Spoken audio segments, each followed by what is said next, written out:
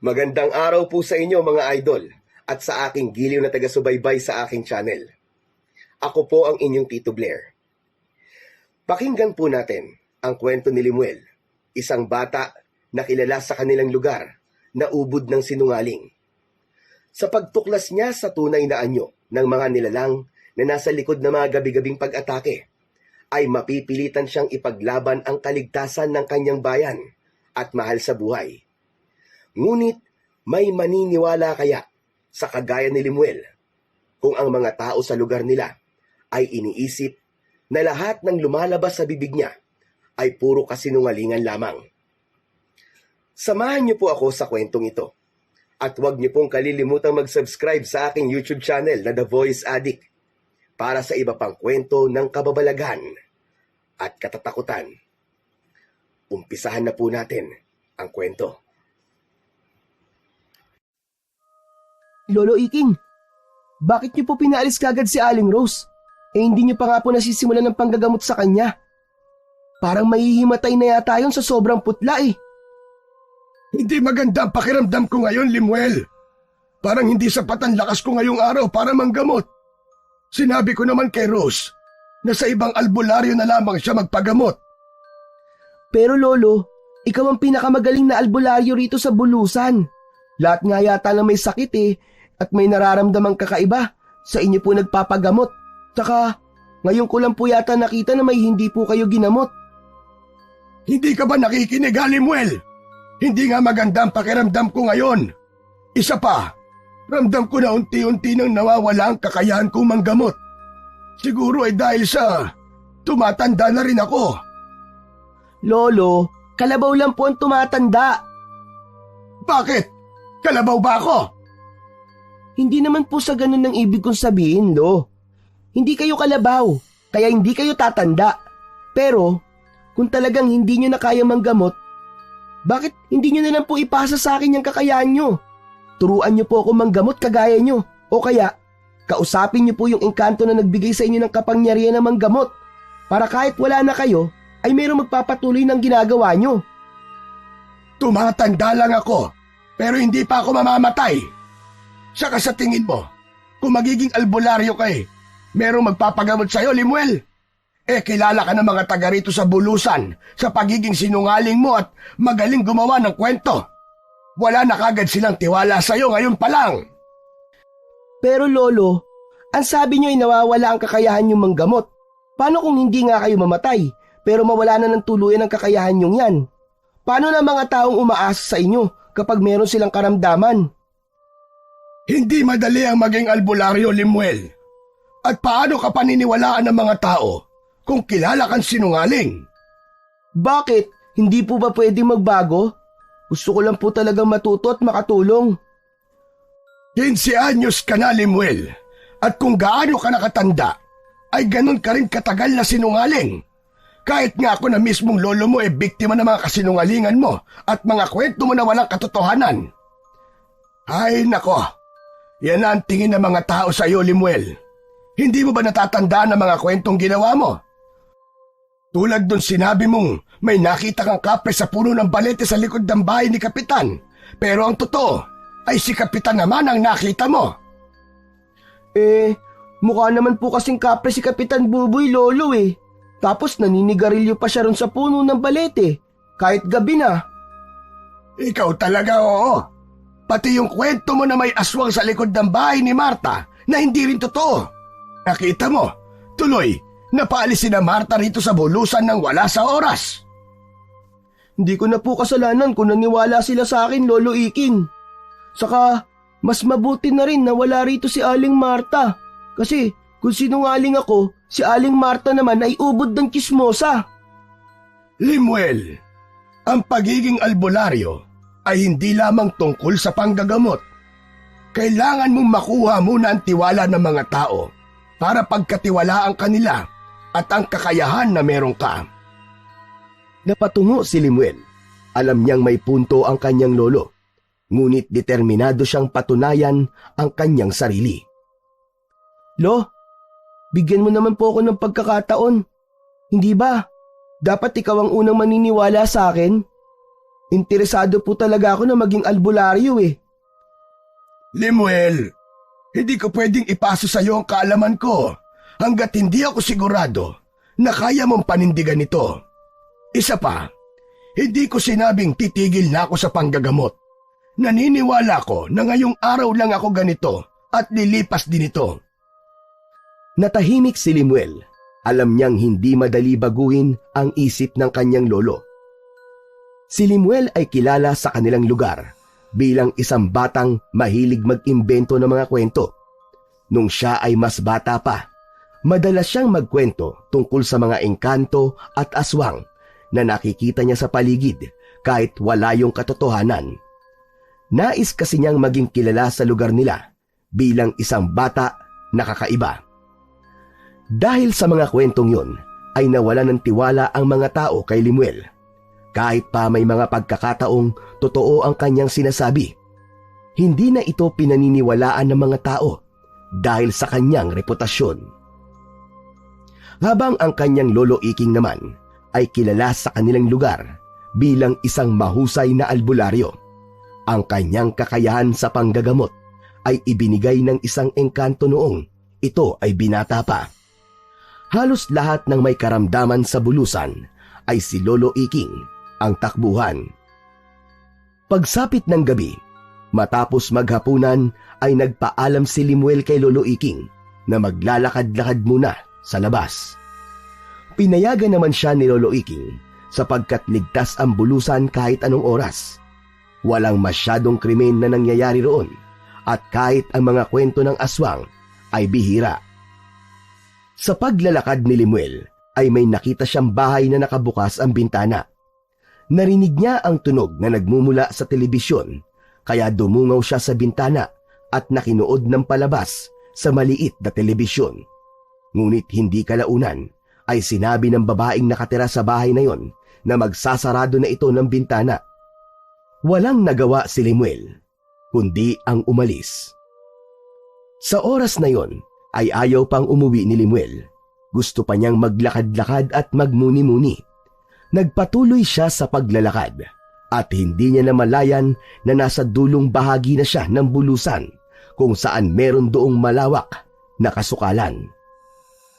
Mas naging tahimik doon at ang tanging mga tunog ng kuliglig at tahol ng mga aso sa malayo ang naririnig niya. Babalik na sana si Limuel sa bahay nila nang may napansin siyang paggalaw sa kakahuyan. Napuno ng kuryosidad si Limuel at marahan siyang naglakad sa direksyon kung saan nakita niya ang paggalaw. Nagtago siya sa likod ng isang puno at sumilip. Nanlaki ang mga mata ni Limuel nang makita niya ang isang lalaki na inaatake ng isang aswang. Halos hindi siya makapaniwala sa kanyang nasaksiyan. Yun ang unang beses na nakakita siya ng ganoong nilalang. Agad niyang inisip na kailangan niyang humingi ng tulong, kaya walang pagdadalawang isip na nagtungo si Limuel sa bahay ni Kapitan Buboy. Kinatok niya ng malakas ang pinto. "Kapitan Buboy! Kapitan Buboy! May kailangan po ng tulong niyo!" Bumukas ang pinto at bumungad kay Limuel si Kapitan Buboy na mukhang naistorbo ang pagtulog. Limuel, anong ginagawa mo rito ng ganitong oras? Kapitan Buboy, may inaatake po ng aswang doon sa may kasukalan. Kailangan po natin siyang tulungan. Tawagin niyo po ang mga tanod niyo. Kailangan niyo pong bilisan at baka hindi niyo na po maabutang buhay yung tao. Aswang?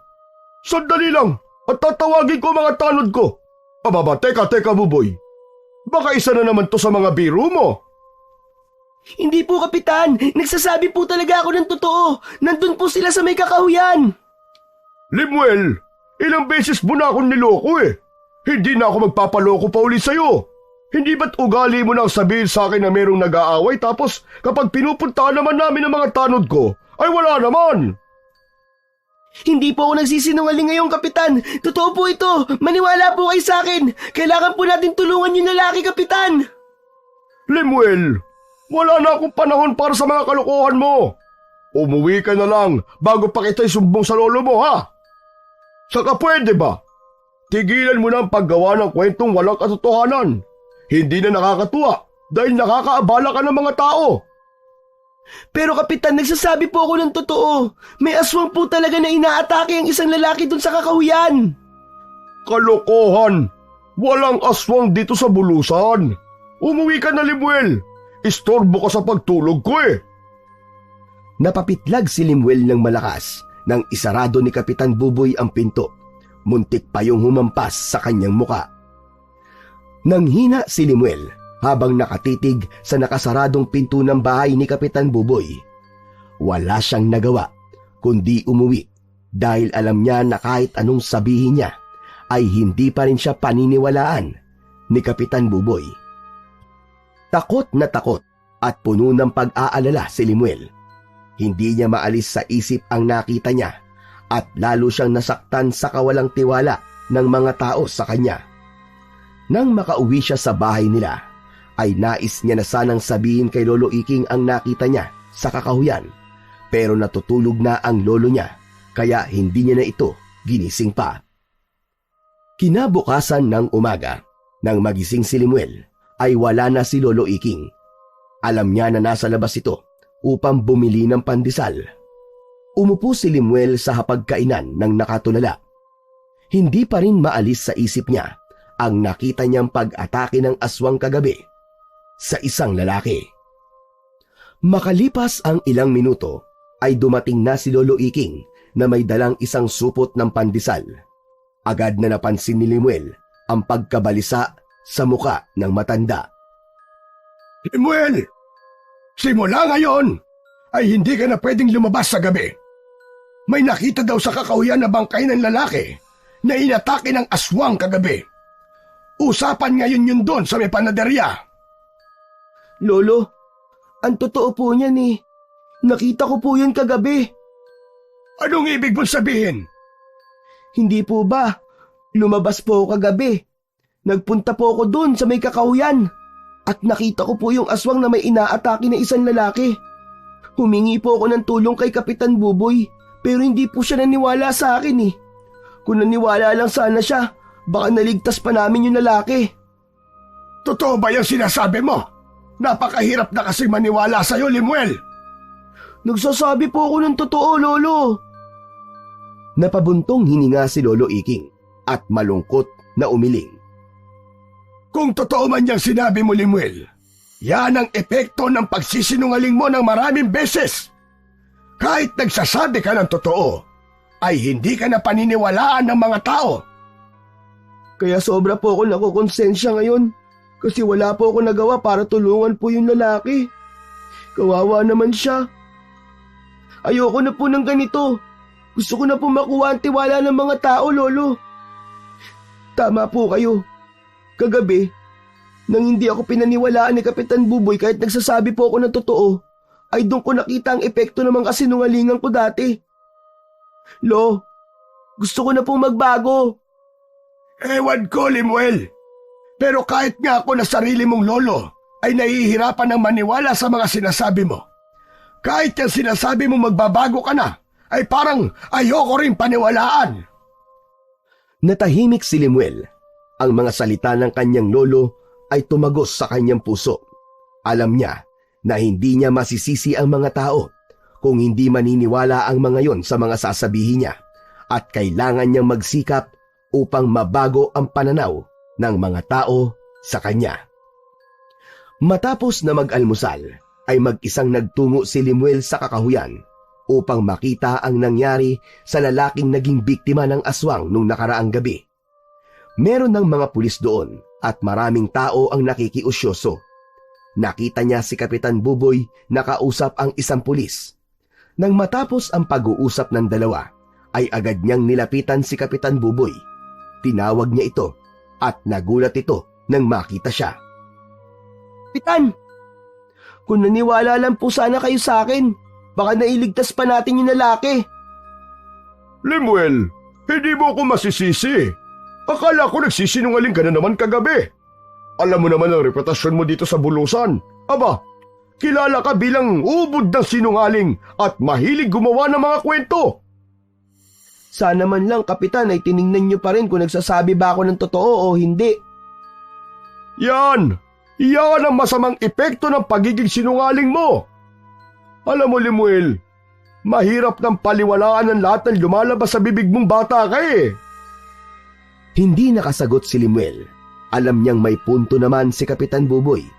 Ngunit masakit pa rin tanggapin na ang kanyang mga kasinungalingan noon ang naging dahilan kung bakit walang naniniwala sa kanya sa oras na totoo na ang sasabihin niya. Pagsapit ng gabi, habang naghahapunan sina Lemuel at Lolo Iking, ay biglang bumuhos ang napakalakas na ulan. Nawalan pa ng kuryente, kaya tanging gasera lang ang gamit na ilaw nila sa loob ng kubo. Dahil sa lamig ng panahon, ay agad na nahiga ang maglolo para matulog. Sa gitna ng mahimbing at masarap na tulog ni Lemuel, ay nagising siya nang makarinig siya ng malakas na pagkatok sa pinto. Patuloy pa rin ang malakas na buhos ng ulan. Nung una ay hindi niya yun pinansin at baka nagkamali lang siya sa pagkakadinig. Ngunit nagpatuloy ang pagkatok at doon niya na siguro na may tao sa labas ng kanilang bahay. Ginising ni Lemuel si Lolo Iking. Agad naman na nagising ang matandang lalaki. Bakit pa yun, Lemuel? Bumabaha na ba sa labas? Hindi po, Lo. May tao po yata dun sa labas. Kanina pa po ako may naririnig na kumakatok sa pinto eh. Hindi muna nagsalita si Lolo Iking. Nang marinig nito ang pagkatok, ay saka ito tumayo. Sumunod si Lemuel at sinindihan niya ang gasera sa maliit nilang sala. Magkasabay silang lumapit sa pinto at binuksan yun ni Lolo Iking. Sa labas ng kanilang bahay ay nakita nila ang isang babae na may edad na at isang binata. Agad na napansin ni Lemuel na sugatan at duguan ng lalaki. Basang-basa sa ulan ang dalawa at bakas sa mga mukha ng mga ito ang takot at pagod. Maaari po ba kami makituloy sa inyo? Sugatan po ang aking anak. Mabilis na kinalabit ni Lemuel si Lolo Iking kaya tumingin ito sa kanya. Lolo, hindi natin kilala ang mga ito. Baka masamang tao po sila. Narinig ko ang sinabi mo, Totoy. Hindi kami masamang tao. Galing pa kami sa malayong bayan. Tapos habang naglalakad kami, ay may mga aswang na umatake sa amin at nasugatan ng aking anak. Huwag niyo nang pansinin ang sinabi ng apo ko. Sige, pumasok kayo. Ako'y isang albularyo. Ako na ang bahala sa sugat ng anak mo. Wala nang nagawa si Lemuel nang pinapasok ni Lolo Iking ang dalawa. Umupo ang binata sa mahabang upuan na halos mawalan na ng malay dahil sa mga sugat nito. Ang ina naman nito ay nakatitig sa kawalan habang nanginginig sa labis na lamig. Huwag na kayo mag-alala. Ligtas kayo rito sa aking bahay. Maraming salamat po. Ang Diyos na po ang bahalang bumawi sa kabutihan nyo. Lemuel, tulungan mo ako sa paghahanda ng paglilinis sa sugat. Opo, Lo. Sumunod si Lemuel at nagpunta sa kusina kasama si Lolo Iking. Habang nag-aayos ng mga kagamitan, ay bumulong si Lemuel sa kanyang lolo. Lolo, iba po ang pakiramdam ko sa mag-ina na yan. Parang may pakiramdam ako na hindi natin dapat sila pinapasok dito sa bahay natin. Tumigil ka nga at baka marinig ka nila, Lemuel. Hindi maganda ang sinasabi mo, ha? Kita mo naman ang sitwasyon nila. May kakayahan tayong tumulong, kaya kailangan nating tumulong. Ewan ko po, Lolo, ha? Iba kasi talaga ang pakiramdam ko sa kanila eh. Nakita mo na nangyayari sa'yo.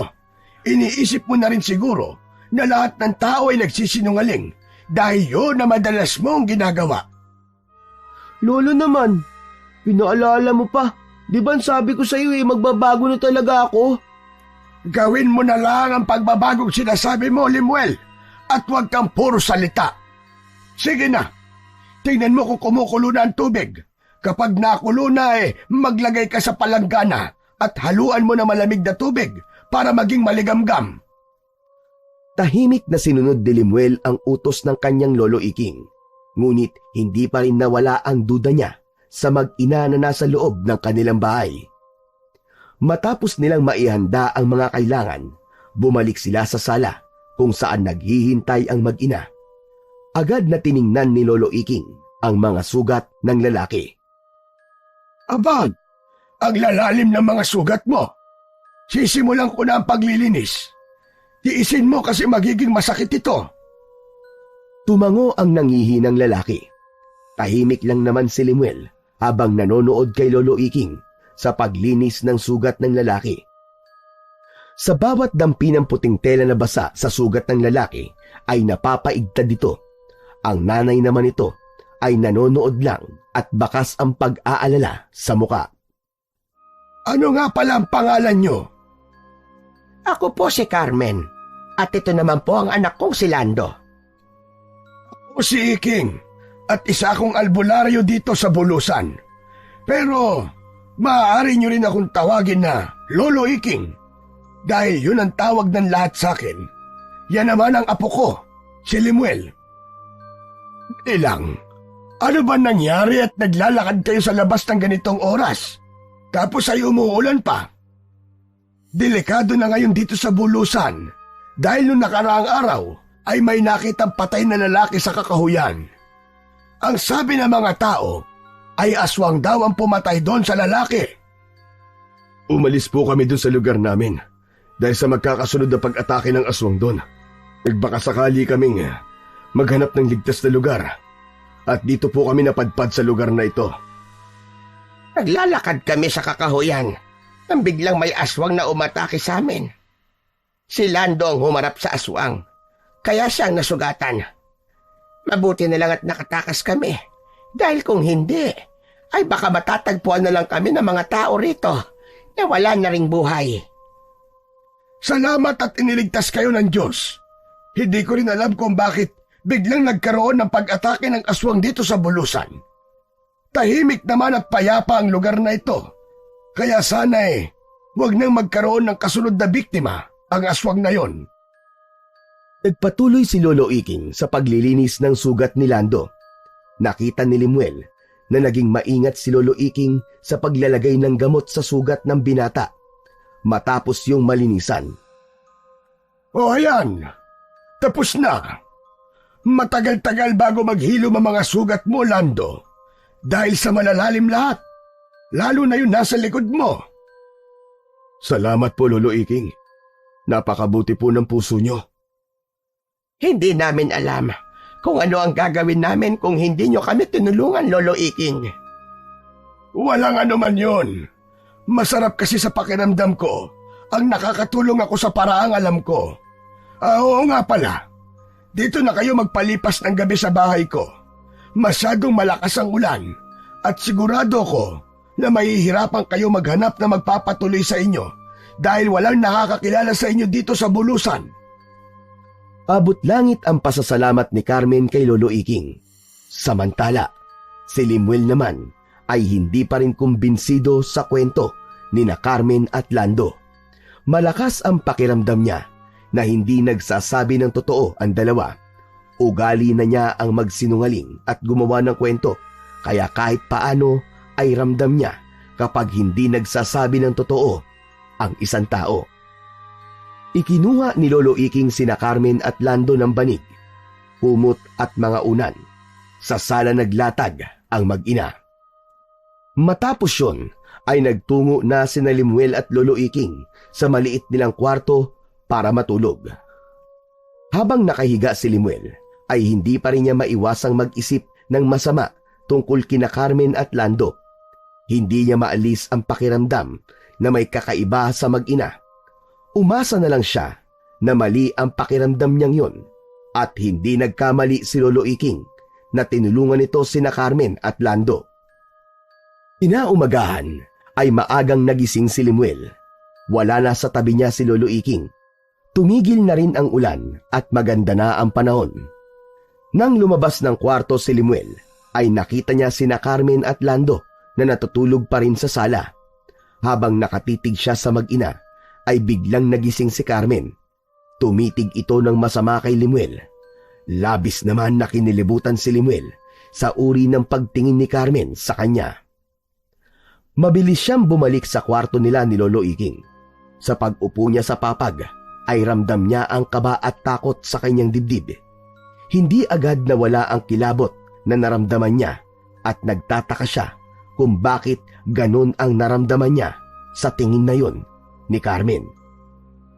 Makalipas ang ilang minuto, ay pumasok si Lolo Iking sa kwarto. Lemuel, halika na. Mag-almusal na tayo, apo. Nakabili na ako ng pandesal. Lo, mamaya na lang po ako kakain. Abay, bakit naman? Ano na naman ang dahilan mo? Kasi po ayoko po makasabay sina Aling Carmen at Lando. Natatakot po ako sa kanila. Lemuel, ano ba sinasabi mo? Hindi ba sabi ko tumigil ka na sa pagsasalita ng ganyan? Nakakahiya naman kung maririnig ka ni na Carmen. Kasi po Lolo paglabas ko po kanina, nagising po si Aling Carmen. Tiningnan po ko ni Aling Carmen ng masama. Para bang may kakaiba sa kanya, Lo. Hindi ko po maipaliwanag pero takot na takot po ako sa kanya. Baka naman nagsisinungaling ka na naman Huwag ka ganyan. Bisita natin sila.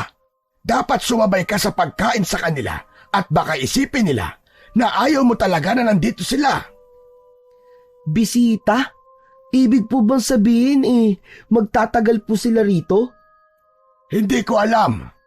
Wala naman silang mapupuntahan, Lemuel. Kaya habang nandito sila, tatratuhin natin sila na maayos.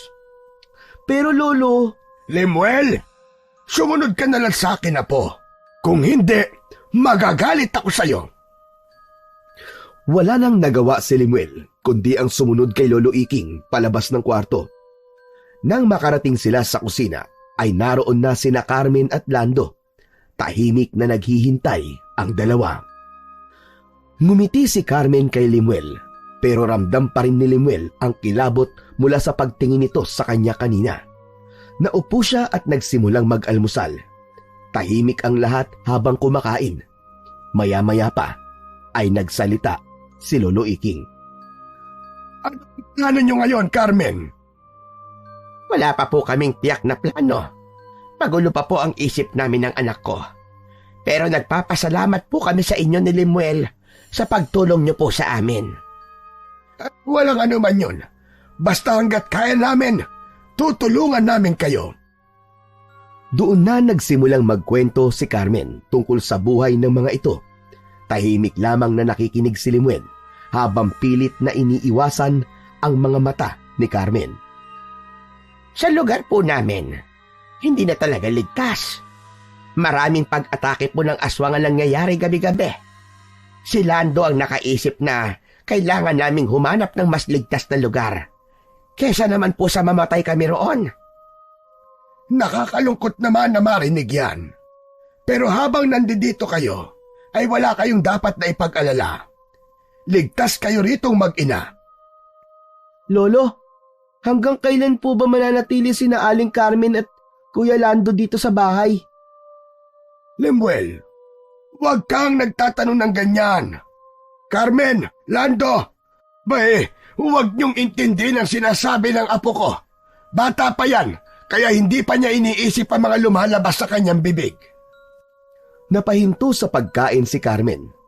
Kasunod nun ay nangilid ang mga luha nito.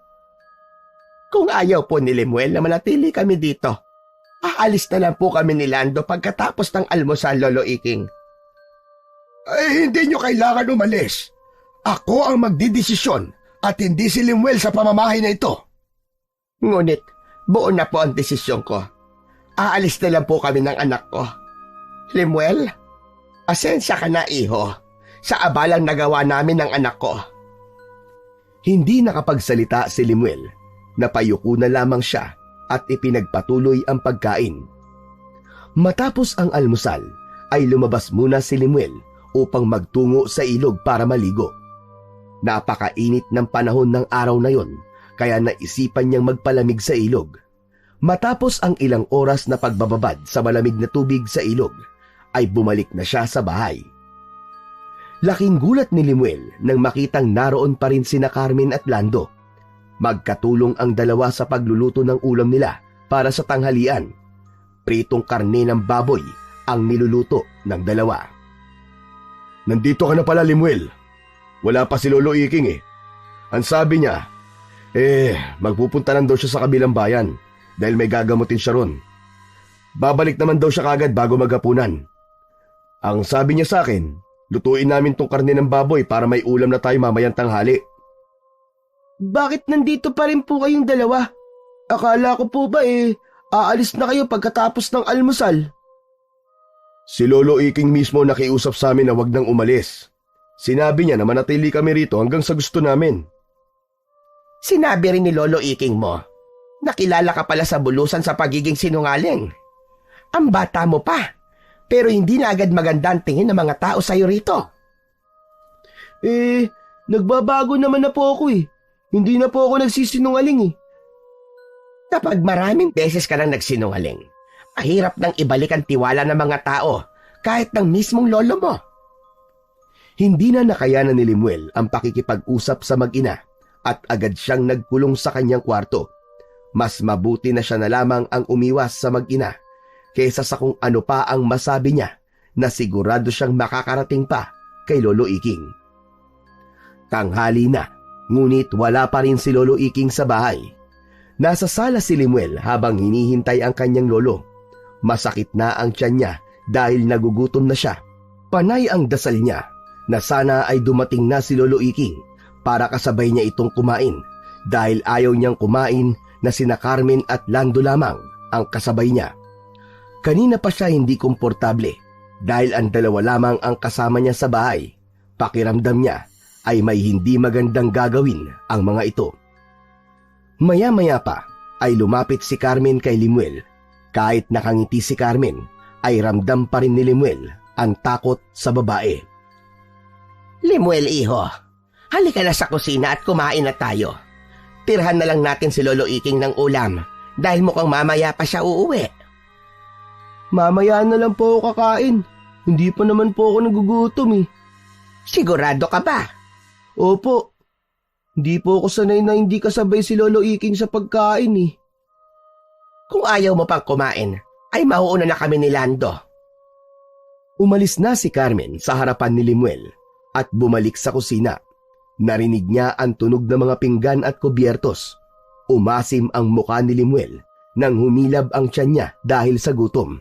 Ang totoo ay nais niya nang kumain pero mas pinili niya ang magtiis kaysa sina Carmen at Lando lang ang makakasabay niya sa tanghalian. Maya-maya pa ay narinig ni Limuel ang usapan ni na Carmen at Lando mula sa kusina. Ang sarap ng ulam natin ngayon, inay. Pritong baboy. Isawsaw mo dyan sa sarsa at lalong sasarap yan, Lando. Napalunok si Limuel. Tila tinukso ang ilong niya ng amoy ng pritong baboy mula sa kusina. Hanggang sa hindi niya na nagawang magtiis pa. Tumayo na siya at nagpunta sa kusina. Hindi niya tiningnan sina Carmen at Lando nang maglagay siya ng kanin at ulam sa plato. Kala ko ba hindi ka pa kakain, Limuel? Hindi na lang sumagot si Limuel at nagsimula na siyang kumain. Narinig pa niya ang nakakainsultong pagtawa ng mahina ni Lando, ngunit hindi niya na yon pinansin. Habang kumakain si Limuel ay napatingin siya sa plato ni na Carmen at Lando. Huminto siya sa pagnguya nang makita niya na hindi pa masyadong luto ang karne ng baboy na kinakain ng dalawa. May dugo pa ang mga yon at halatang hilaw pa ang loob. Tinignan niya sina Carmen at Lando na tila sarap na sarap sa kanilang kinakain. Aling Carmen, hindi pa po yata luto yung karne na kinakain niyo ni Kuya Lando . Alam namin, mas masarap para sa amin ni Lando ang ganitong luto . Kung maaari nga, mas gusto namin hilaw. Mas malinamnam yon sa aming panlasa. Kung gusto mo, tikman mo, Limuel. Hindi, ayoko po niyan. Labis na kinilabutan si Limuel. Nanindig ang lahat ng balahibo sa kanyang katawan. Hindi niya na kinayang manatili sa kusina. Kinuha niya ang kanyang plato at lumabas ng bahay. Naupo siya sa labas at doon niya tinapos ang kanyang pagkain. Pilit niyang inalis sa isip niya ang hilaw na karne ng baboy na kinain ni na Carmen at Lando. Lumipas ang mga oras at sa wakas ay umuwi na rin si Lolo Iking. Nasa sala si Limuel ng sandaling yun.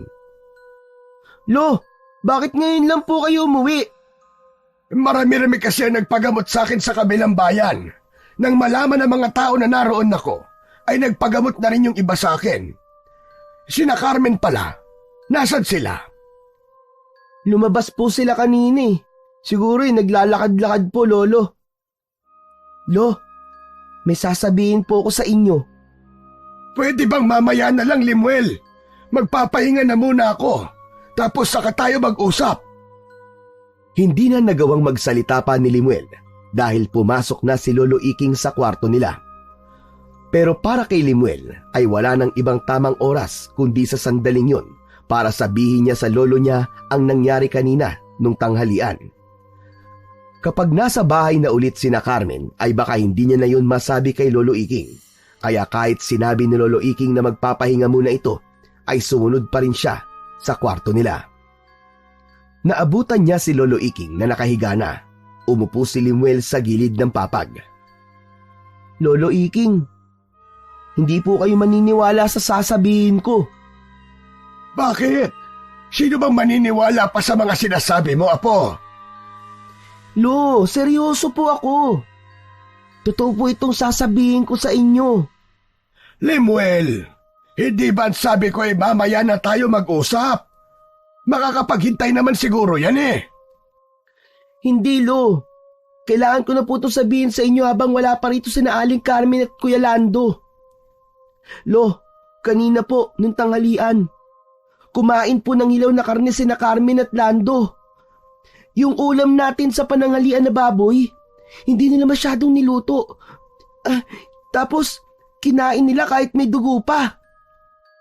Matiim na tumingin si Lolo Iking kay Limuel. Tila binabasa nito sa mukha niya kung nagsasabi ba siya ng totoo o hindi. Yan lang ba ang sasabihin mo, ha, Limuel? Kasinungalingan na naman. Lolo naman nagsasabi po ako ng totoo. Maniwala naman po kayo sa akin. Hindi po ba? Hindi normal lang ganun sa isang tao.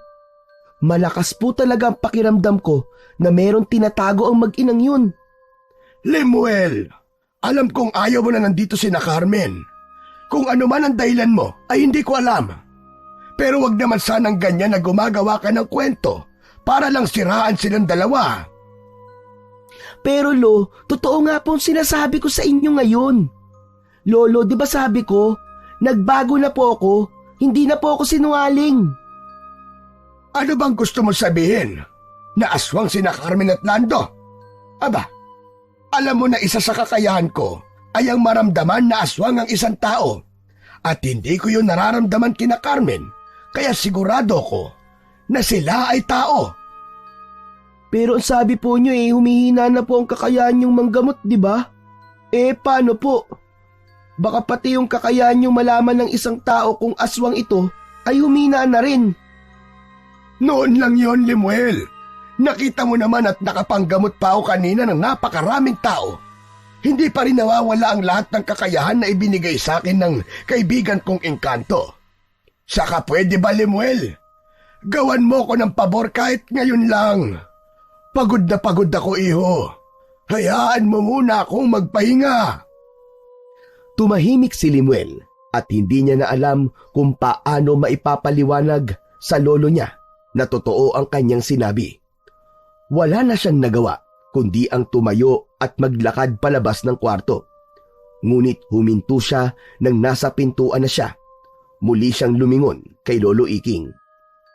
Oh, bakit nakatayo ka pa riyan, Limuel?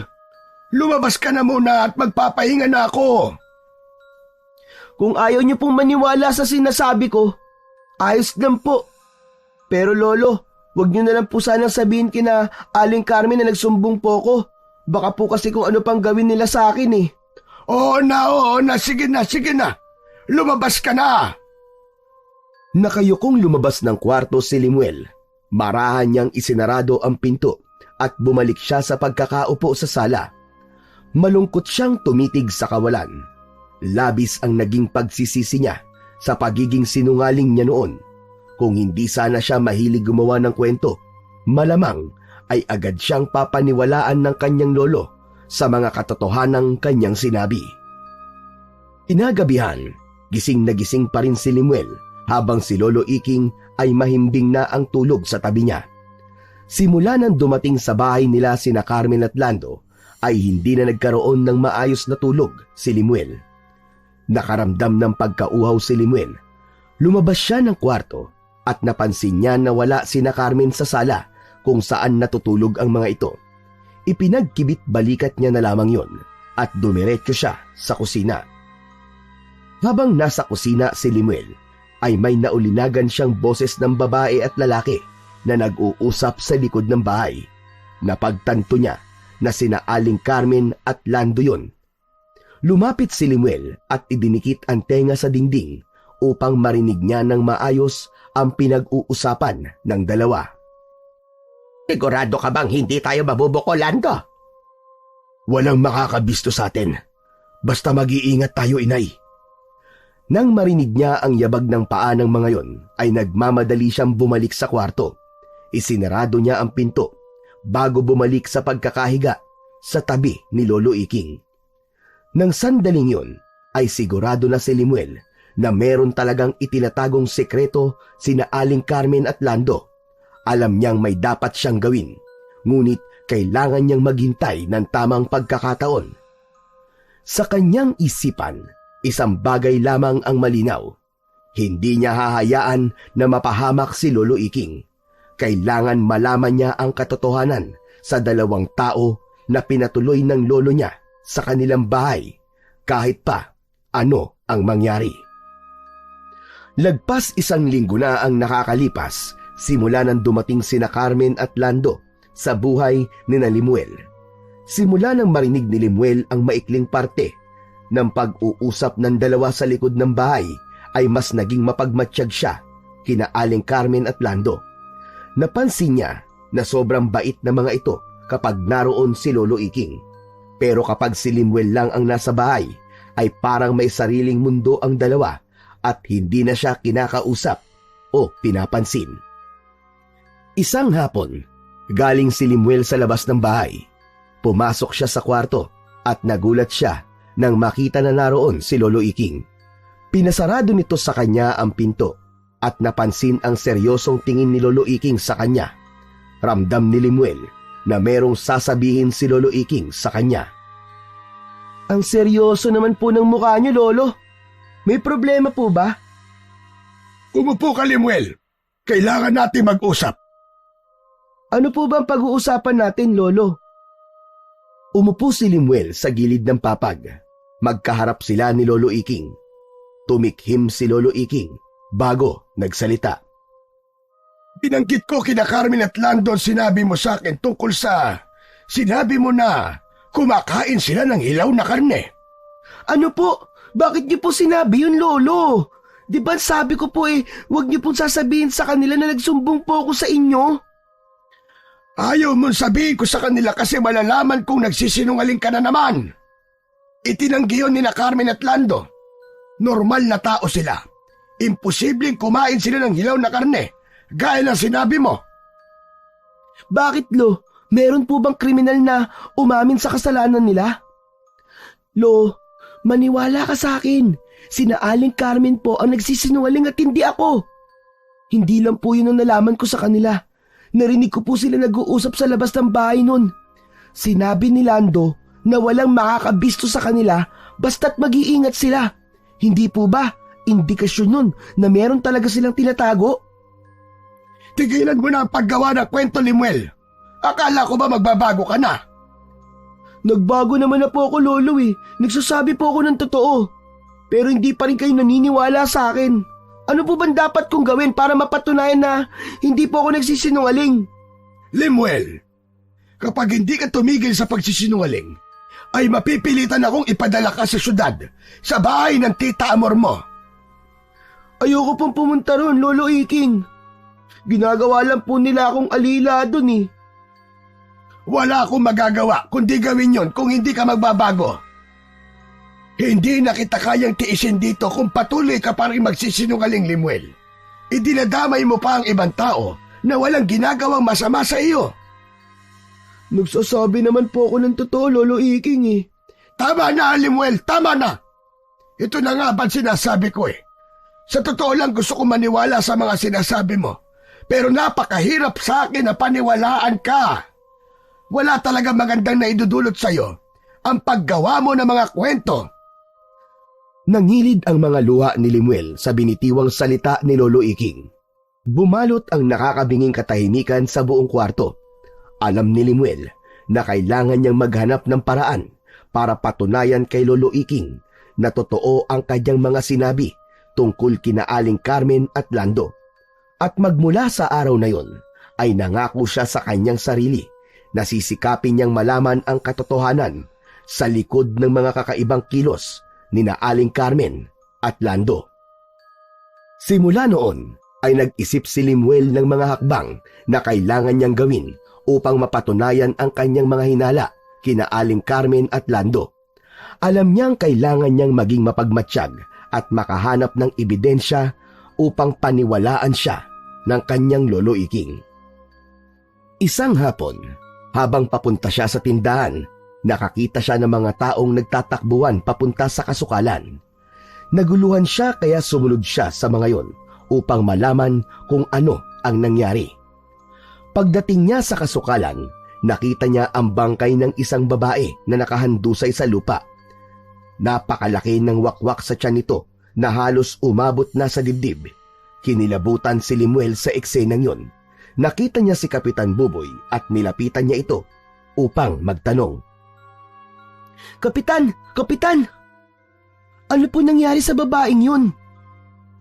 Isang bata ang nakakita sa bangkay ng babae. Ayon sa mga nakapagsabi, buntis ang babae at 6 na buwan na ang tiyan nito. Mukhang winakwak ng aswang ang tiyan ng babae para makuha ang sanggol na nasa sinapupunan nito. Mukhang kailangan niyo na pong magronda tuwing gabi, Kapitan. Gagawin na namin yan, Limuel. Hindi na talaga ligtas dito sa bulusan ngayon. Kailangan na natin mahuli o mapatay ang aswang para matigil na mga ganitong pangyayari. Napalunok si Limuel at tumingin muli sa bangkay. Aalis na sana siya nang nakita niya si Aling Carmen na nakatayo kasama ang ibang tao na naroon. Nakatingin si Aling Carmen sa bangkay ng babae at nakangiti ng nakakatakot. Mas lalong lumakas ang hinala ni Limuel at baka may kinalaman si Aling Carmen sa patayan na nangyayari sa bulusan. Nagdesisyon si Limuel na bumalik na sa kanilang bahay.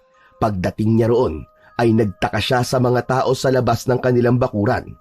Lumapit siya upang tanungin kung ano ang kailangan ng mga ito. Ayon sa isang lalaki ay sila ang nagpagamot kay Lolo Iking sa kabilang bayan, pero hindi naman daw napagaling ni Lolo Iking ang mga ito.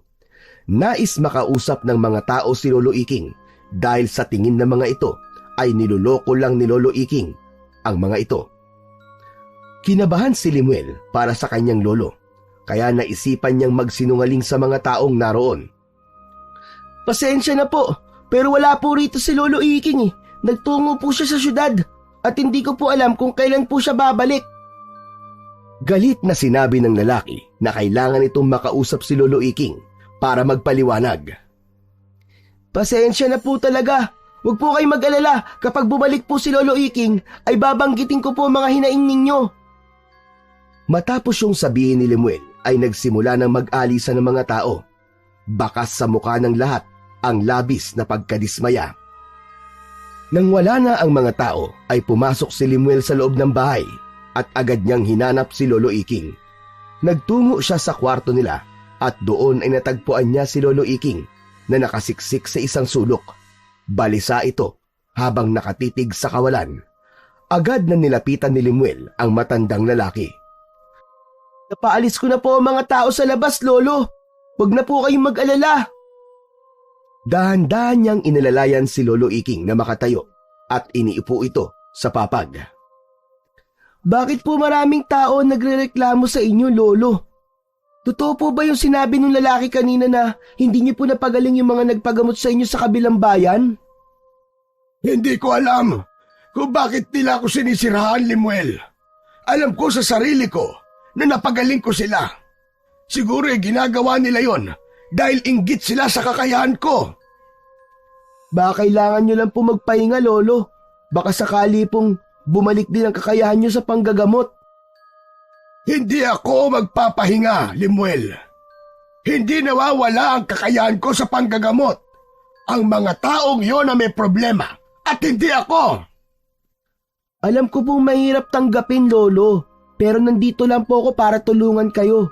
Hindi po kayo nag-iisa. Tumigil ka nga, Limuel. Walang naitutulong sa akin ang mga sinasabi mo. Ako pa rin ang pinakamahusay na albularyo sa lugar na ito. Tahimik na tumingin si Limuel sa kanyang lolo. Alam niyang nasaktan ito dahil sa unti-unting pagkawala ng kanyang kakayahan sa panggagamot. Ngunit alam din niyang kailangan niyang tulungan ito na tanggapin ang katotohanan. Isang madaling araw, nagising si Limuel dahil sa malakas na kalabog sa bubong nila. Parang may napakalaking bagay na bumagsak doon. Bumilis ang tibok ng kanyang puso. Tumingin siya kay Lolo Iking na mahimbig pa rin ang tulog. Marahan siyang bumangon mula sa higaan.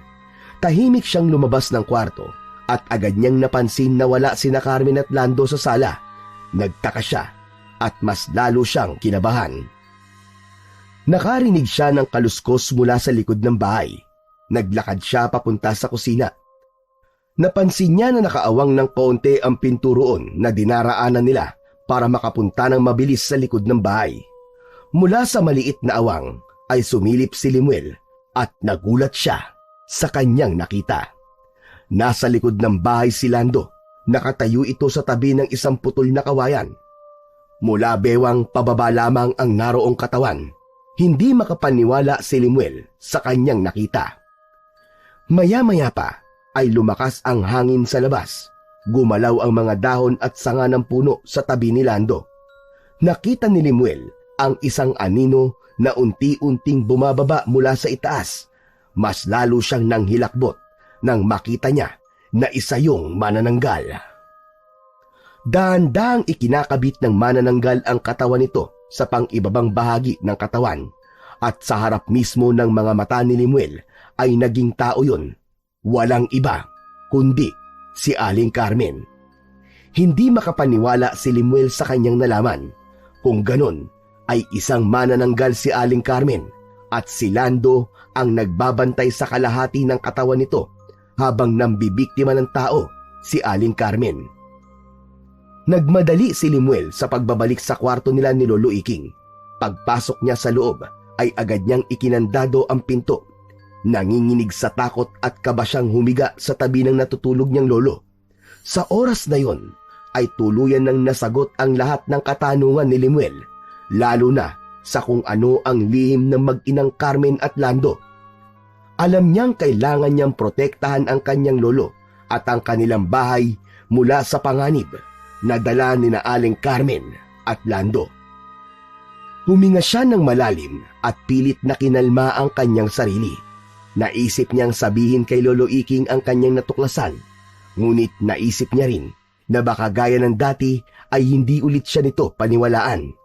Kailangan niyang magkaroon ng matibay na ebidensya para paniwalaan siya ni Lolo Iking. Hindi na sapat ang mga narinig at nakita niya. Kailangan niyang kumilos ng maingat at matalino upang mailigtas ang kanyang sarili, si Lolo Iking at ang buong bulusan. Kinabukasan ng umaga, halos hindi makatingin si Limuel kay Aling Carmen matapos niyang matuklasan ang sekreto nito. Nasa hapagkainan sila at nag-aalmusal. Limuel, bakit parang hindi ka nakatulog? Nagbabantay po kasi ako baka may aswang na bigla na lang pong umatake. Alam niyo na, sigurado ako na nasa paligid lang po ang mga aswang eh. Maaaring nakakasalubong na natin o kaya kasama pa natin sa bahay. Wala kayong dapat na ikatakot. Meron ako mga gamit laban sa aswang na nakatago. Mabuti naman po kung ganun, Lolo. Subukan lang talaga tayong saktan ng mga aswang na yan dahil makikita nila ang hinahanap nila. Matapang ka pala, Limuel, ha? Maganda yan. Handa kang protektahan ang mga mahal mo sa buhay. Hindi na nagsalita si Limuel at baka kung ano pa ang masabi niya. Kahit paano ay masaya siya na nagawa niyang magparinig kahit konti kina Aling Carmen at Lando. Nang matapos ang almusal ay umanis na sina Aling Carmen at Lando nang walang paalam. Naisip ni Limuel na yun na ang pagkakataon niya para kausapin ang kanyang Lolo Iking. Nais niyang subukan muna kung maniniwala ba si Lolo Iking sa kanya. Nilapitan niya ang kanyang lolo na noon ay nagpapahinga sa upuan. Pero bago pa man siya magsalita ay naunahan na siya ni Lolo Iking. Limuel, sa tingin ko ay kailangan ko na talagang huminto sa pagiging albularyo. Habang lumilipas ang araw, nararamdaman ko ang paghina ng kakayahan ko. Sigurado po ba kayo, Lolo? Hindi po ba ang sabi niyo sa akin hindi naman po nawawala ang kakayahan niyo? Nagalit pa nga po kayo sa akin Hirap lang akong tanggapin na po ang katotohanan. Pero mas makabubuti nga siguro na harapin ko na ang totoong nangyari sa akin. Dati humahanga sa akin ng mga tao. Ngayon, kung ano-ano na ang nasasabi nila dahil hindi na ako mahusay manggamot. Tinapik ni Limuel sa balikat si Lolo Iking. Hindi niya na alam kung ano ang sasabihin upang kahit paano ay mapagaan niya ang kalooban ng kanyang lolo.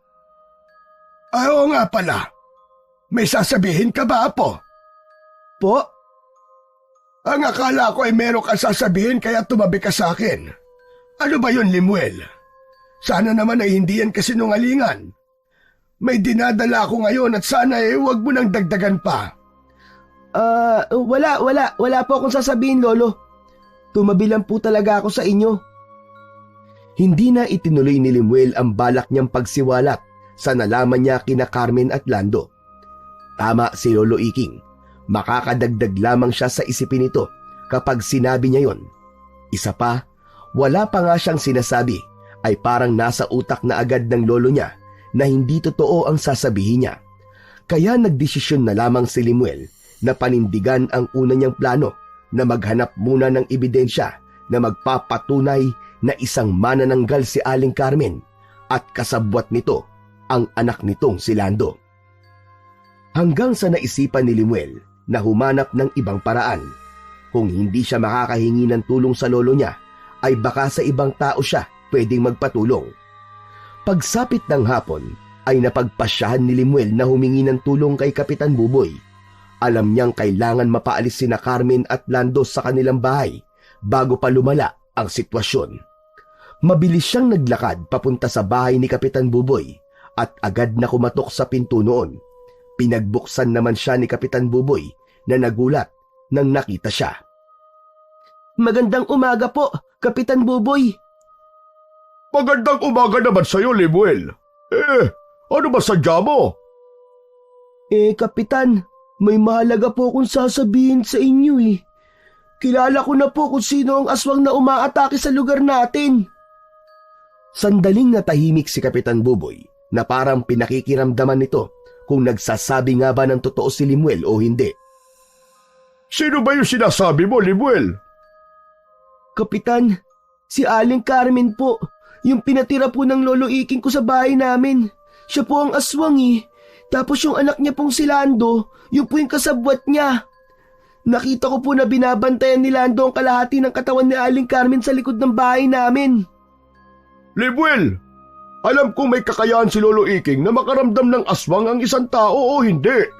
Imposibleng magpatuloy siya ng aswang sa bahay niyo. Mangyaring humihina na po kasi ang kakayahan ni Lolo Iking Baka yun po ang dahilan kaya hindi niya po niya nararamdaman na aswang sina Aling Carmen.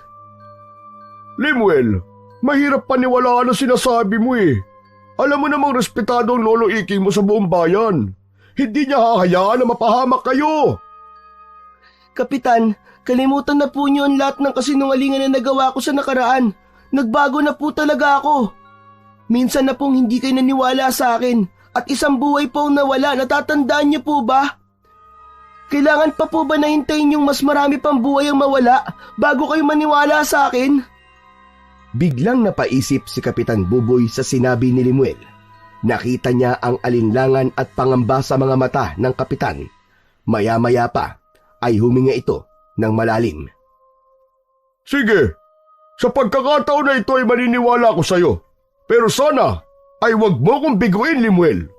Huwag kang mag-alala at kakausapin ko agad sina Aling Carmen at Lando sa araw na ito. Kapitan, kung hindi nyo kayang patayin sina Aling Carmen, mas makabubuti po na palayasin nyo na lang po sila ni Lando dun sa bahay namin para sa kaligtasan po nating lahat. Ipinapangako ko sa iyo, Limuel. Gagawin ko ang tama at dapat para sa ikabubuti ng lahat ng nasa bulusan. Nagpasalamat si Limuel kay Kapitan Buboy at nagpaalam. Umasa siyang dahil naniwala na sa kanya si Kapitan Buboy ay mapapaalis na sila Aling Carmen at Lando sa kanilang bahay. Naramdaman ni Limuel ang bahagyang kaginawahan sa kanyang dibdib. Alam niyang hindi pa tapos ang laban, ngunit kahit papaano, may hakbang na siyang nagawa para protektahan ang kanilang bayan. Sa kabila ng lahat, pinanghahawakan ni Limuel ang pag-asa. Alam niyang kailangan niyang maging matatag para sa kanilang bayan at para na rin sa kanyang lolo Iking. Ilang oras lang ang lumipas matapos kausapin ni Limuel si Kapitan Buboy ay nagtungo sa bahay nila ang isang tanod. Si Lolo Iking ang kumausap sa tanod at narinig niya na pinapatawag ni Kapitan Buboy sina Aling Carmen at Lando para kausapin. Sinabi kagad yun ni Lolo Iking kay Carmen. Bakit kami kailangan kausapin ni Kapitan? Hindi ko rin alam. Hindi rin naman alam ng tanod. Marahil ay nalaman nila na meron akong pinapatuloy dito. Huwag kayong kabahan ni Lando. Basta sagutin niyo lang ng matapat ang lahat ng itatanong sa inyo ni Kapitan Buboy. Mabait naman yun. Biglang kinabahan si Limuel. Tumingin si Aling Carmen sa kanya ng masama bago lumabas ng bahay kasama si Lando. Kita ni Limuel ang galit sa mga mata ni Carmen, ngunit hindi na siya nagsalita. Tahimik na umalis ang mag-ina kasama ang tanod. Pagkaalis ng dalawa ay agad na tinanong ni Lolo Iking si Limuel. Limuel, halika ka rito. May kinalaman ka ba kung bakit pinatawag ni Kapitan Buboy sina Aling Carmen at Lando? Wala po akong kinalaman. Baka kasi may sinabi ka na naman ng kung ano kay Kapitan. Sinasabi ko sa'yo, Limuel, ayoko na ng problema. Pangako po, wala po akong sinabi kay Kapitan. Nagtataka nga po ako kung bakit sila pinatawag ni Kapitan Buboy eh. Tiningnan siya ni Lolo Iking na tila hindi ito naniniwala sa sinabi niya.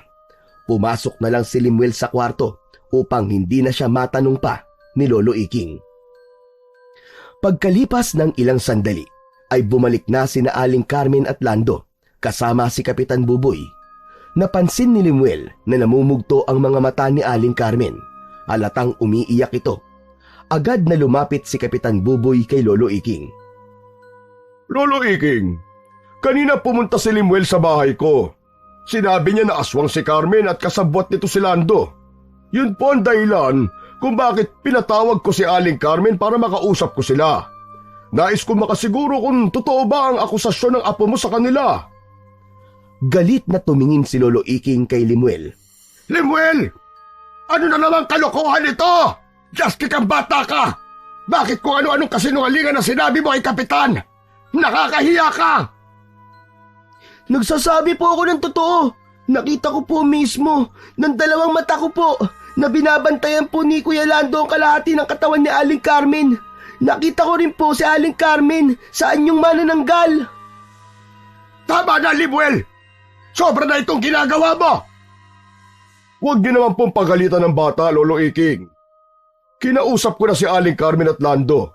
Sabi ni Aling Carmen, gumagawa lang ng kwento si Limuel dahil ayaw nito nakasama sila sa bahay. Limuel, sana'y maintindihan mo na galing sila Aling Carmen sa hindi magandang karanasan. Mali na dagdagan pa natin ang problema nila. Nagpigil ng luha si Limuel. Ang pakiramdam niya ay pinagtutulungan siya ng lahat ng sandaling yun. Pero Kapitan, totoo naman po ang sinabi ko sa inyo kanina eh. Limuel, dapat ay tulungan natin sina Aling Carmen kahit hindi sila taga rito. Kaya naman nagdesisyon na ako na doon na lang muna sila sa bahay ko manirahan. Kinausap ko na sila at pumayag naman. Pasensya na po kayo, Lolo Iking. Pero tama po si Kapitan Buboy. Doon na lang muna kami ng anak ko habang hindi pa namin alam kung saan talaga kami pupunta. Carmen, hindi niyo naman kailangang umalis. Kakausapin ko si Limuel. Lolo Iking, kung ako masusunod ay nais ko manatili dito sa bahay niyo.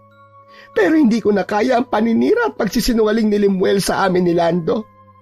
Limuel, sana'y magbago ka na, iho. Alisin mo na ang pagsisinungaling sa katawan mo. Darating ang panahon na wala na talaga maniniwala sa iyo dahil sa ginagawa mo na yan. Nagngit-ngit si Limuel at hindi na nakapagtimpi. Ikaw ang sinungaling! Nakita kita na nasaan yung malinanggal ka. Binabaliktad niyo ako na ako ang sinungaling kasi nabisto ko na ang sikreto niyo mag-ina. Limuel, tama na! Mas mabuti pa nga na doon na muna sina Carmen sa bahay ni Kapitan Buboy. Hindi ko na gusto ang mga ginagawa mo. Bumuntong hininga si Limuel. Hindi niya akalain na ganun ang mangyayari. Ang buong akala niya ay naniwala talaga si Kapitan Buboy sa kanya. Ngunit mas pinaniwalaan pala nito ang kasinungalingan ni Aling Carmen. Matapos ang pag-uusap na yon, ay umalis na si Kapitan Buboy kasama sina Carmen at Lando. Pakiramdam ni Limuel ay nag-iisa siya sa laban na yon. Ngunit kahit wala nang naniniwala sa kanya, alam niya sa kanyang puso na totoo ang mga sinabi niya. Pumasok na sina Limuel at Lolo Iking sa kanilang bahay. Huminto si Lolo Iking sa sala at humarap kay Limuel. Lolo, mas mabuti na wala rito sina Aling Carmen. Pero kinakabahan ako para sa buhay ni Kapitan Buboy. Limuel, tumigil ka na! Nakuha mo na ang gusto mo! Napaalis mo na si Carmen sa bahay natin! Wala na sila rito at tumigil ka na sa paninira mo sa kanila! Pero Lolo, totoo naman po ang sinasabi ko eh. Paano kung may masamang mangyari kay Kapitan Buboy? Dahil kay Aling Carmen at kay Lando. Walang mangyayaring masama kay Kapitan Buboy dahil hindi aswang si Carmen. Wala po akong dahilan para magsinungaling sa pagkakataon na to, Lo.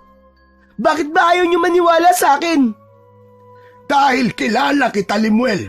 Alam kong hindi ka nagsasabi ng totoo at mahilig kang gumawa ng kwento. Hindi na hinintay pa ni Lolo Iking na makapagsalita muli si Limuel. Lumabas ito ng bahay nang hindi sinabi kung saan ito magtutungo. Nang maiwanang mag-isa si Limuel ay nag-isip siya sa kung ano ang susunod niyang gagawin. Alam niya na hindi pa rin ligtas lalo na't nasa bulusan pa rin sina Aling Carmen at Lando.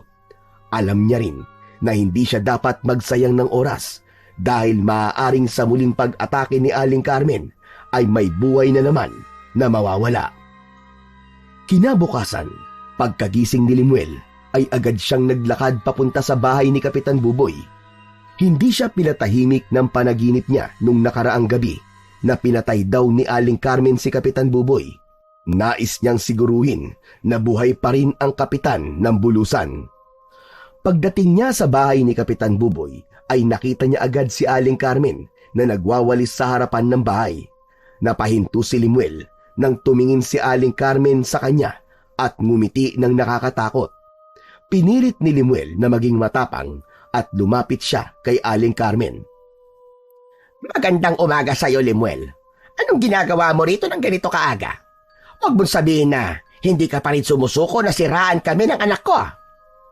Hindi paninira ang ginagawa ko dahil nagsasabi ako ng totoo. Nagsasabi ka nga ng totoo, pero sa tingin mo ba ay meron pang maniniwala sa iyo? Kung walang maniniwala sa akin, maghahanap ako ng ebidensya para mapatunayan na manananggal ka at kasabwat mo si Lando na anak mo. Kahit anong gawin mo, walang maniniwala sa iyo kasi sinungaling kang bata, Limuel. Abuti na lang pala at ikaw ang nakatuklas sa sikreto namin ng anak mong si Lando. Ligtas pa rin kami kasi iniisip ng lahat na hindi totoo ang sinasabi mo. Nakakaawa kang bata, Limuel. Tumiim ang bagang ni Limuel. Labis siyang nainsulto sa sinabi ni Carmen, pero alam niya na may parte sa sinabi nito na totoo. Sa pagkakataon na yon ay lumabas si Kapitan Buboy mula sa loob ng bahay. Nakahinga siya ng maluwag nang makita na buhay pa rin ang kapitan. Limuel, anong ginagawa mo rito? Ang aga naman! Wala po, Kapitan. Napadaan lang po ako. Sige po, aalis na po ako. Bago umalis si Limuel ay tinapunan siya ng masamang tingin ni Aling Carmen, pero isang ngiting ng iinis ang sinagot nito sa kanya. Mas lalo siyang naging determinado na isiwalat sa lahat kung sino talaga si Aling Carmen at si Lando, bago pa muling makapambiktima ng mga inosenteng buhay ang dalawa. Kinagabihan sa hapunan ay hindi tumigil ang utak ni Limuel sa kung ano ang magiging susunod niyang hakbang.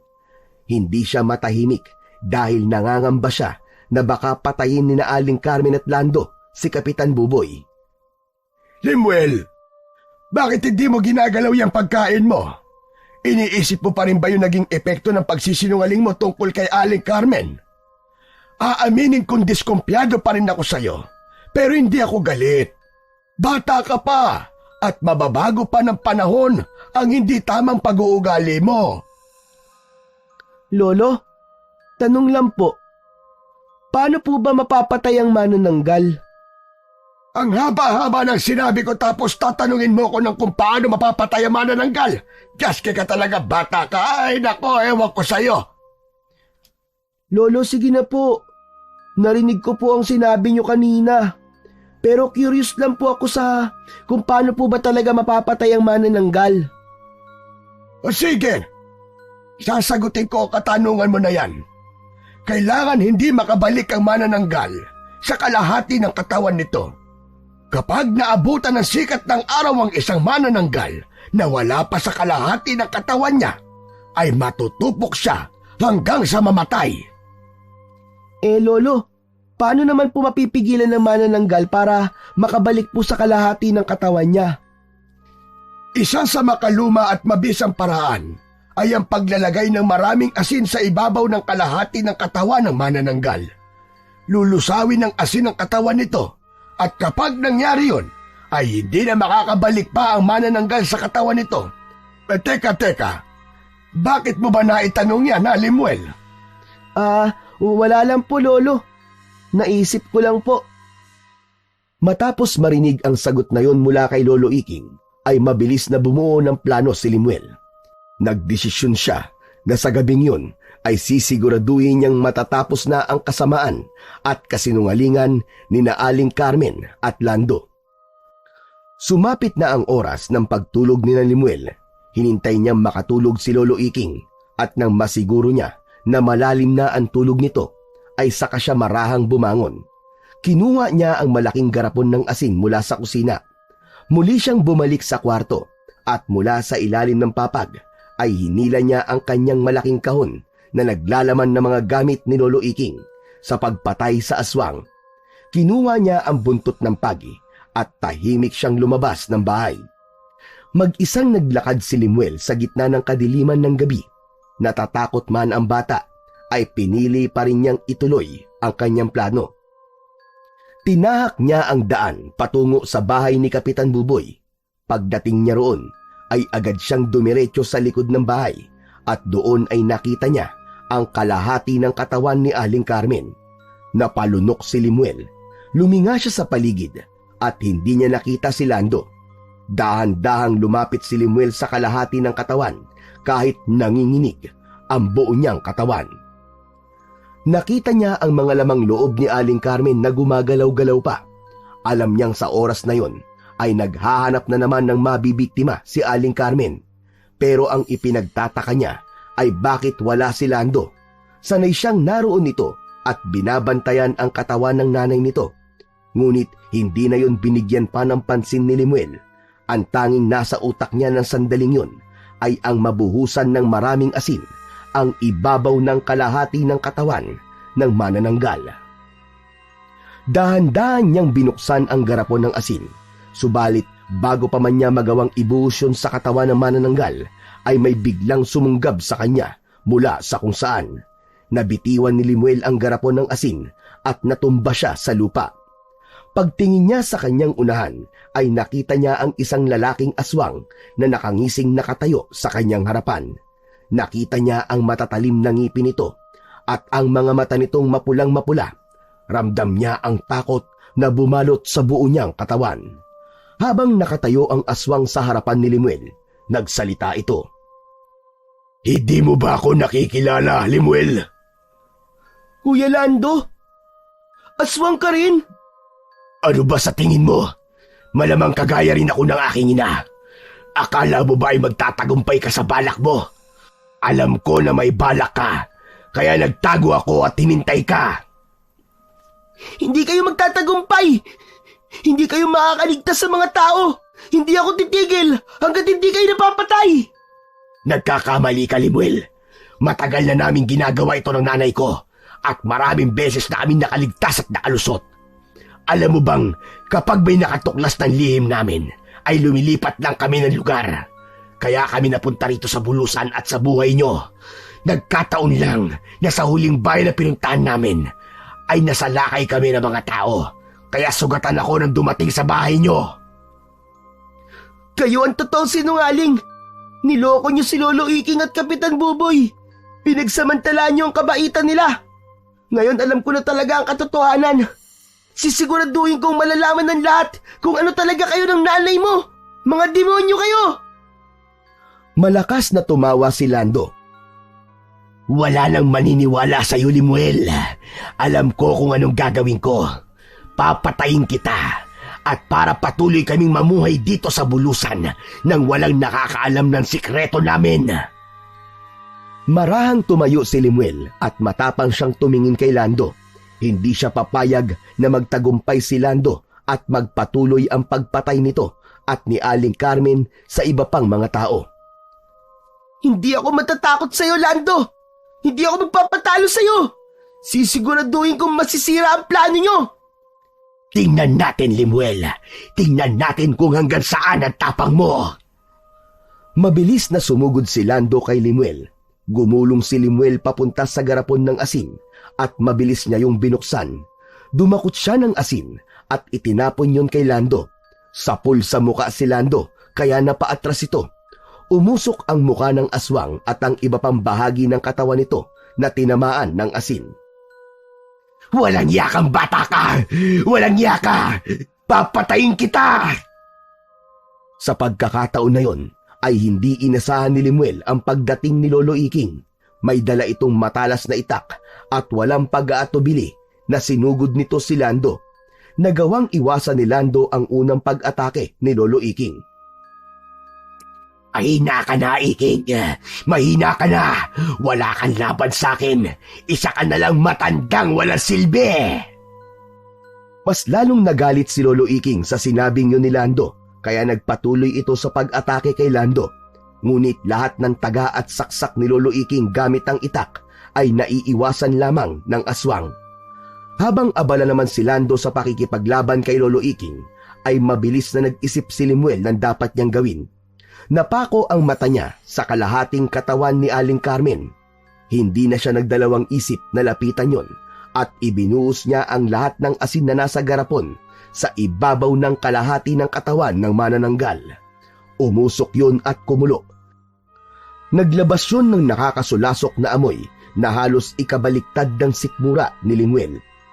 Biglang lumingon si Lando kay Limuel at nanlaki lalo ang mga mata nito nang makita ang ginawa ni Limuel sa kalahating katawan ng kanyang nanay.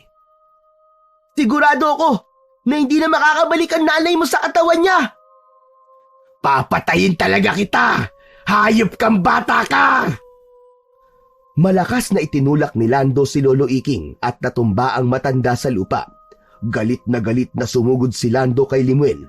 Ngunit bago pa man makaabot si Lando kay Limuel, ay nakatayo na si Lolo Iking at sinaksak nito sa likod ng aswang gamit ang kanyang itak. Nang hugutin ni Lolo Iking ang itak, ay napaluhod ito sa lupa. Hinugot ni Limuel ang nakasuksok na buntot ng pagi sa likod ng kanyang short na kinuha niya sa ilalim ng kama ng kanyang lolo. Sumigaw si Limuel at malakas at walang tigil na pinaghahampas nun si Lando. Maya-maya pa ay tuluyan ng napahiga si Lando. Hindi na pinalampas ni Lolo Iking ang pagkakataon na yon. Agad nitong sinaksak sa dibdib si Lando na naging dahilan para tuluyan itong malagutan ng hininga. Humihingal, ngunit masayang lumapit si Limuel kay Lolo Iking. Isang mahigpit na yakap ang ibinigay sa kanya ng lolo niya. "Lolo, nagtagumpay tayo! Patay na si Lando!" Patawad, Limuel Apo. Kung hindi agad ako naniwala sa mga sinabi mo sa akin. Kung naniwala sana ako sa iyo ay baka hindi na umabot sa ganito ang lahat. Naiintindihan po kita, Lolo Iking. Kasalanan ko rin naman po kung bakit wala na pong naniniwala sa mga sinasabi ko.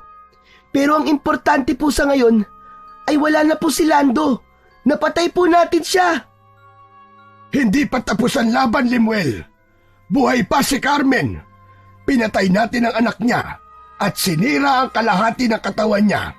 Sigurado ko na gagawin niya ang lahat para makapaghiganti. Habang unti-unting nalulusaw dahil sa asin ang kalahati ng katawan ng manananggal, ay narinig nila ang isang huni na parang mula sa isang malaking ibon. Lumakas ang hangin at dumating na ang manananggal na si Aling Carmen. Ang mga mata nito ay nag-aapoy sa galit nang makita na wala ng buhay ang katawan ni Lando at ang kalahati ng katawan na natutunaw dahil sa asin. Pagsisisihan niyo ang ginawa niyo! Pagsisisihan niyo! Sumugod si Aling Carmen kina Limuel at Lolo Iking, ngunit biglang dumating si Kapitan Buboy at ang ilang tanod. Agad na pinaulanan ni Kapitan Buboy ng bala ng baril ang manananggal. Tinamaan ng bala ang manananggal sa iba't ibang parte ng katawan nito. Sinubukan pa nitong tumakas, ngunit nang tamaan ito ng bala sa likod ng ulo, ay agad itong bumulusok pa ibaba. Nang bumagsak sa lupa ang manananggal, ay wala na yung buhay. Dalawa, nasaktan ba kayo, maglolo? Mabuti na lang at napadaan kami rito sa bahay ko nang marinig namin ang ingay dito. Hindi naman kami nasaktan, Kapitan. Magpasalamat tayo kay Limuel dahil kahit walang naniwala sa kanya, ay sinubukan pa rin niyang paslangin sina Carmen at Lando na siyang mga aswang na pumatay sa ilang tao rito sa ating lugar. May paghangang tiningnan ni Kapitan Buboy si Limuel. Para kay Limuel, ay wala na sa kanya kung walang naniwala sa mga sinabi niya noon tungkol kina Aling Carmen at Lando. Para sa kanya, mas mahalaga na wala na ang dalawa dahil ibig sabihin ay ligtas na muli ang bulusan mula sa mga aswang. Tiningnan nila ang walang buhay na katawan ni na Aling Carmen at Lando. Pinanood nila ang mabilis na pagkalusaw ng kalahati ng katawan ng manananggal hanggang sa tuluyan na yung malusaw. Matapos ang nangyari, ay mabilis na kumalat sa buong bulusan ang kabayanihang ginawa ng batang si Limuel. Dahil sa ginawa ni Limuel, unti-unting nagbago ang pagtingin ng mga tao sa kanya. Ang dati niyang imahe bilang isang sinungaling ay tuluyan nang nawala. Naramdaman ni Limuel ang paggalang at tiwala ng mga tao sa kanya na isang bagay na noon ay hindi niya inasahang mararanasan niya. Simula noon, hindi na kailanman gumawa ng kwento si Limuel. Hindi na siya nagsinungaling. Nalaman niya na walang magandang maidudulot ang pagsisinungaling. Ang kanyang mga karanasan ang nagturo sa kanya ng mahalagang leksyon sa buhay. Dahil sa patuloy na pagkawala ng kakayahan ng manggagamot na si Lolo Iking, ay sinimulan na nitong sanayin si Limuel para maging isang albularyo. Lumipas ang mga buwan, ay natuto na si Limuel na manggamot at lalo pa siyang gumaling sa paglipas ng mga taon. Naramdaman ng mga tao sa bulusan ang dedikasyon at pagmamalasakit ni Limuel, kaya sa tuwing may nagkakasakit o nangangailangan ng tulong, ay si Limuel na ang kanilang nilalapitan. At tulad ng kanyang lolo, naging matagumpay at mahusay ding albularyo si Limuel sa kanilang lugar.